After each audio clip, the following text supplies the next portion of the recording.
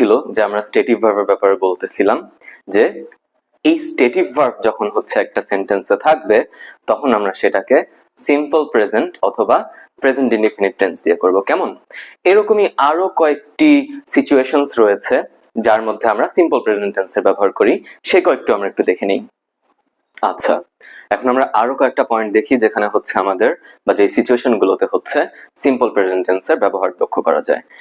আচ্ছা, expressing অপিনিয়নস and preferences, আমরা যখন আমাদের অপিনিয়ন রাখি বা আমরা যখন কোনো জিনিসের প্রেফারেন্স দেখাই সেই ক্ষেত্রেও হচ্ছে আমাদের সিম্পল প্রেজেন্ট টেন্সের ব্যবহার করতে হয়।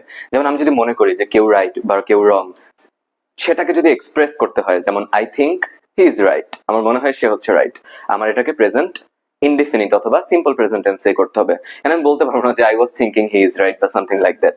সো এই টাইপের যে এক্সপ্রেসিং অপিনিয়ন গুলো, মানে আমাদের যে অপিনিয়ন যদি এক্সপ্রেস করতে চাই সেগুলো আমাদেরকে সিম্পল প্রেজেন্ট টেন্সে করতে হবে।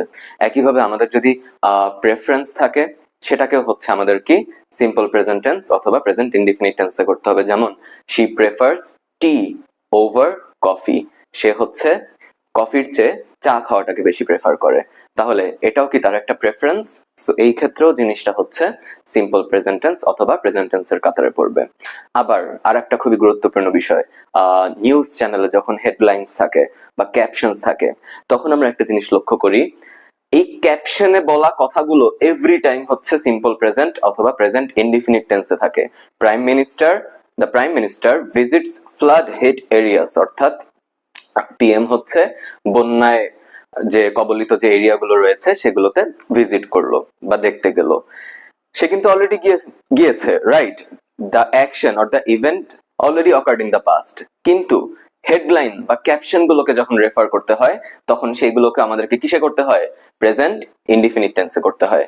আবার সামারাইজিং প্লটস অর স্টোরিজ, যখন হচ্ছে কোনো একটা গল্পের সামারি বলতে যাই বা প্লট বলতে চাই সবার শেষে, সেইটাকেও আমাদেরকে, অর্থাৎ যেটা ইন কনক্লুশন, তাই না, কনক্লুশন যে বাক্যটা থাকে সেটাকেও আমরা হচ্ছে প্রেজেন্ট ইনডিফিনিট টেন্সে বলি। যেমন in the movie the hero saves the day and gets the girl, অর্থাৎ সব কাহিনী বলা শেষ, লাস্টে আমরা কি সে প্রেজেন্ট ইনডিফিনিট টেন্সের ব্যবহার করে বলতে পারি কি যে মুভিতে হিরো হচ্ছে সেভস দ্য ডে, দিনটাকে বাঁচিয়ে দিল, এন্ড গেটস দ্য গার্ল। কেমন? সো এই ছিল বেসিক্যালি আমাদের সিম্পল প্রেজেন্ট টেন্সের ব্যবহারগুলো কোন কোন সিচুয়েশন ভেদে এবং তাদের গঠনকে দেখে দেখে। আমি যদি একটু জিনিসটাকে সহজ করি, এখানে যে ভার্ব গুলো ছিল, যেমন I think he is right, এই যে এটা আমার হচ্ছে এক্সপ্রেশন, মানে আমার অপিনিয়ন আমি এক্সপ্রেস করতেছি। She prefers tea over coffee, এই যে আমি ভার্ব গুলোর দিকে যদি লক্ষ্য করি, এই প্রত্যেকটা ভার্বই হচ্ছে আমাদের অপিনিয়ন বা প্রেফারেন্স, যারা কি সিম্পল প্রেজেন্ট টেন্স। গঠনটা কি ছিল? সাবজেক্ট প্লাস V1, তাই না? এরপর আমাদের এক্সটেনশন ছিল, সবগুলোই হচ্ছে আমাদের এই ভার্বকে ফলো করতেছে। আমি আবার যদি দেখাই, দ্য প্রাইম মিনিস্টার ভিজিটস, এটাও V1, in the movie the hero saves the day V1, and conjunction gets the girl, এটাও হচ্ছে কি, এটাও হচ্ছে আমাদের V1। তো এই ছিল ইন এ ব্রডার সেন্স আমাদের সিম্পল প্রেজেন্ট টেন্স অথবা প্রেজেন্ট ইনডিফিনিট টেন্সের ব্যবহার। শুধু গঠন জানলেই চলবে না, ব্যবহারগুলো যদি আমরা বুঝতে পারি তাহলে একটা সিম্পল প্রেজেন্ট টেন্সটাকে যে কত কত ভাবে ব্যবহার করা যায় সেই সম্পর্কে আমাদের একটি ওভারভিউ বা ধারণা চলে আসবে। আচ্ছা, ধন্যবাদ।